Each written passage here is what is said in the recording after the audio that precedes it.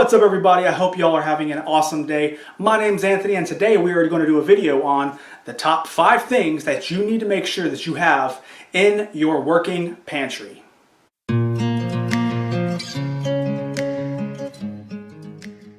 Now, if you've watched my channel for any length of time, you know I like to cook from scratch. And there's a reason for that, because a lot of times whenever you come across any kind of situation, you may not be able to leave your house, whether that be from a really bad storm or from quarantine. So having a fully stocked pantry will save you, well, not be money, but also time, and it will save you from being able to not be able to eat because you can't leave your house. So that's why I wanted to throw in a working pantry here, because every single one of these things in this list will be able to have a multi-purpose. So you can make several different types of food from these core staples. So I guess I should probably label this as 5 pantry staples, because that's what it is. So let's go ahead and get started with the list.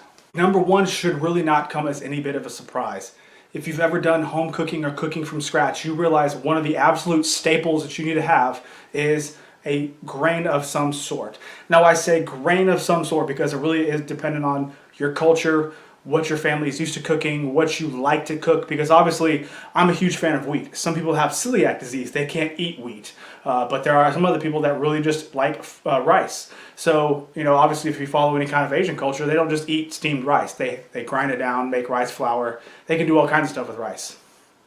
Me, I'm a huge fan of wheat, so that's obviously what I stash. I keep a different type of flours, you know, all-purpose, whole wheat, bread flour, rye flour, because I make sourdough, all that kind of stuff. So you want to make sure you stash away what you're actually going to use. And the best part about stashing away things that you use often, wheat, you can make a multitude of things. It's not like I just got to make bread here. Now obviously I do enjoy making bread. If you follow my channel for longer than 15 minutes, you know that I make bread often, or at least once or twice a week. I actually have one rising over there right now. But when it comes down to making things out of wheat, you don't just have to do bread. You can do pasta. I'll put a link to a video. You can make biscuits. I'll put a link to a video. You can make all kinds of stuff. Pancakes, waffles. You're going to want to stash away what you're going to eat. My family, we eat wheat. That's what I stash. That's what I learned to cook with. And that's how I can make a lot of things from scratch using this. And that brings me to my number 2, salt. Now I know you're thinking, salt really? Yes, salt. You use it in absolutely everything.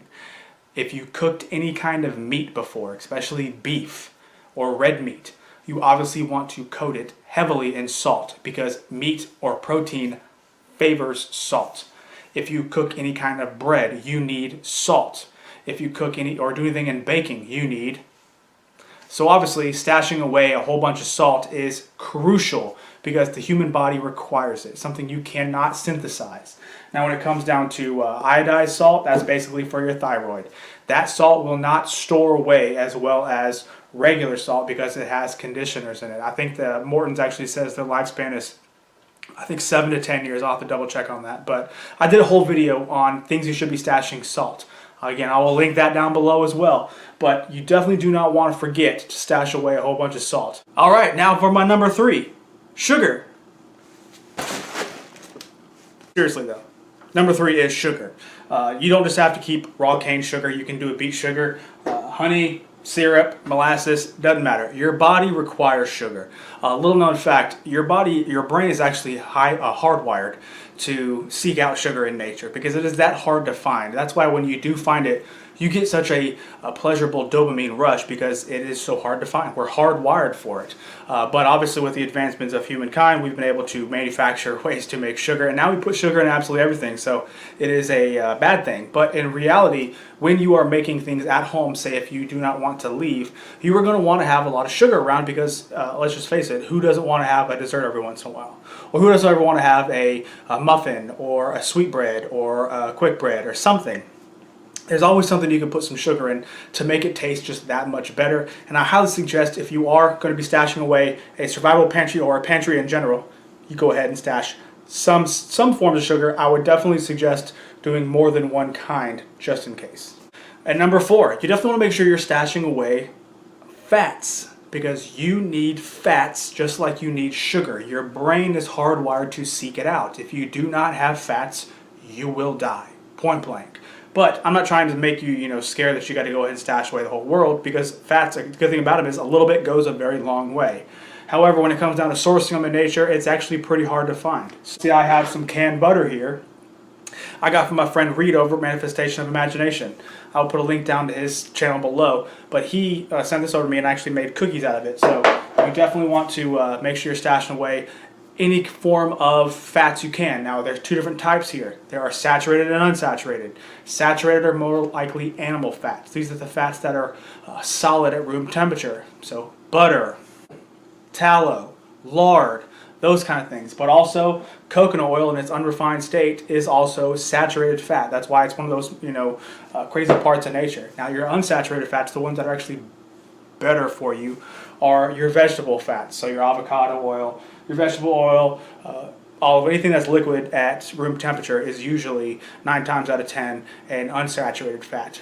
But the one thing I wanted to put here, though, is unsaturated fats have a drastically shorter shelf life than saturated fats. It's just the nature of the beast. So you want to make sure that if you are stashing these away, you are rotating them often. However, if you are cooking anything, you will use some form of fat, A, to make it taste better, and 2, because it will usually bind whatever ingredients you have together. Okay, now my fifth and final one, this one was a little bit tricky because I really wanted to throw one other thing in this spot. But I knew if I didn't put this one in here, I was going to get crucified in the comment section. So boom, here it is, your protein, your meat source of some kind.